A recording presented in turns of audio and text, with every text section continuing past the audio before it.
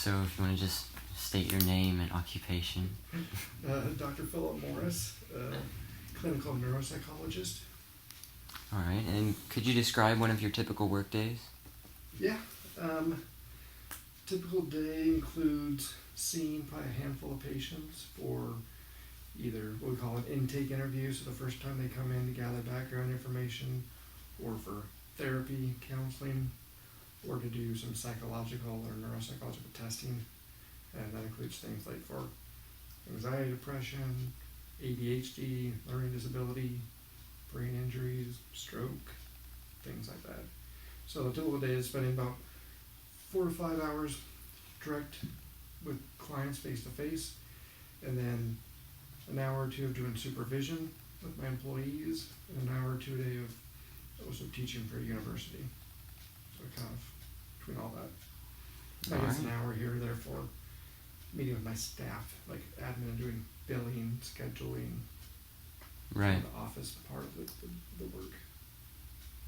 All right, and what is the employment outlook like in your career field? How much demand is there for people in this career? It's a good question. It kind of depends on where you live, because here in Texas, especially North Texas, there's a huge demand for it. That's why, like, I'm probably one of maybe 6 neuropsychologists within probably 50 miles of here. Other places, other states where it's highly more populated, there's more available resources, but definitely here in Texas, there's a big demand for it. So it's a good job marketplace right now. All right, and what is the typical entry-level salary in this field? It kind of depends, because when you become a psychologist, there's about a dozen specialties that you can kind of focus underneath that. You know, your general regular psychologist on average makes about $60,000 to $70,000 a year. If you specialize in something like forensics or school psychology or neuropsychology like I do, the pay's a little bit different. Like, a neuropsychologist tend to make, besides forensic or what they call IO psychologists, which is industrial organization, they make probably the most, but most neuropsychologists make between $90,000 and $115,000 a year.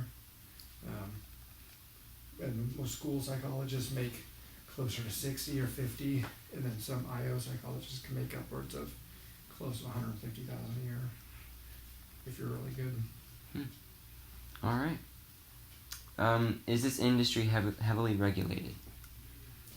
That's a good question. It's definitely regulated. So any psychologist has to adhere to the board, and in Texas it's called the Texas State Board of Examiners of Psychologists. That's what that diploma is from. And then we all have also things like the American Psychological Association, and there's the National Academy of Neuropsychologists, and they all have rules, regulations, things like that. And then we also have rules, regulations from the state as far as when it comes to like ethics and things like child abuse reporting, not hurting clients, all that type of stuff. So I'd say it's definitely regulated, it's definitely closely watched, not as close as probably physicians and psychiatrists, but pretty close. Does that answer your question? Mm-hmm. It does. A vague answer? Yeah. You definitely can't just go out and do whatever you want. Well, I expected that. So. Get in trouble. Yeah. What do you find unique about your career field? I really got into it, and it's unique because you get to work with people and you really get to help people. When you do therapy and things like that, you sometimes see people at their worst, their darkest times. You get to be there for them, which is rewarding. And I also like it because there's a lot of diversity to it. Like I said, I can teach a little bit. I can do my own clinical work. I can run a training program. I can run a practice, and it's all in the same kind of vicinity, but you get your hands in multiple things, and you get to diversify what you do every day. It's not like you go to work and you do the exact same thing day in, day out. It's kind of boring. That makes sense? Mm-hmm. And when you work with people, it's never boring because everyone's different, and you have a slew of difficulties that you need to help them with. Right. Some people come in and they hear voices that are telling them to kill people. You'll have some people come in and they just say, I'm a little nervous. You'll have some people who had a really bad stroke and they can't talk anymore. So it's really diverse as far as who you can help too. Right, that makes sense. From everything you've observed, what problems can you cite regarding working in this career? burnout or like something called vicarious victimization or is a problem. That's where when you do help people in their darkest times and with the struggles, it can cause you to get a little depressed or disheartened too sometimes.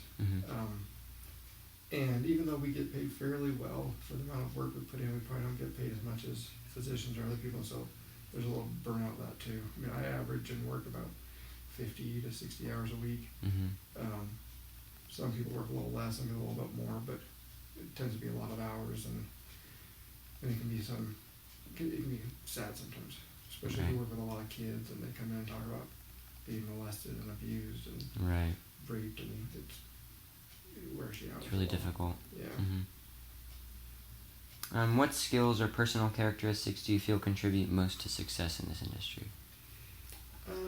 You got to be a people person. There's some people who are just naturally able to have good conversations and are empathetic and caring. People who are more robotic and just like numbers and math and statistics don't do as well. You got to be someone who can pick up on other people's feelings well. You got to be able to read social cues really well and just be very caring, I guess. That makes sense. So those are good skills, and then good skills. So you got to be a hard worker. I sometimes joke and say that all neuropsychologists have a little bit of OCD because there's so much attention to detail. And then we run reports and do testing. It's all about the details, and so you have to be kind of obsessive on knowing all the details. Right. And then you gotta just have a genuine care to want to help people. If you don't genuinely want to help people, it's hard to do day in and day out. What sacrifices have you had to make to, get a successful career in this field? Well, I'm married now, but I was married before, and I think I got married during graduate school, and that was so hard that we ended up getting divorced. So that was a big sacrifice because you devote so much time. Like when you're in graduate school itself, you're working 70 hours a week. It's hard for time for anything else. Right.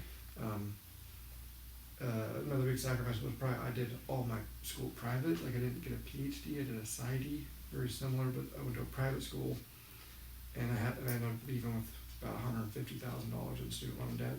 So money is a big thing, and just committing 6 years to higher education after you've already gone to college. It's a big commitment because it's 6 more years that you are in school and not working. So those are probably the biggest sacrifices of. Would you say that they're worth it? All Definitely, of them? yeah, all of them. I wouldn't be here if I didn't think so. All right. If you could start all over again, would you change your career path in any way? If so, why? The only one I'd probably change is I'd probably try to get into a state-funded PhD program, only because of the student loan debt thing. PhDs tend to get grant scholarships where they don't end up paying tuition, and then a lot of times if you teach for the university while you go to school there, they actually pay you a little bit. It's not much, but it's enough to where you don't leave with a bunch of student loan debt. So that would probably be the only thing I'd change. All right.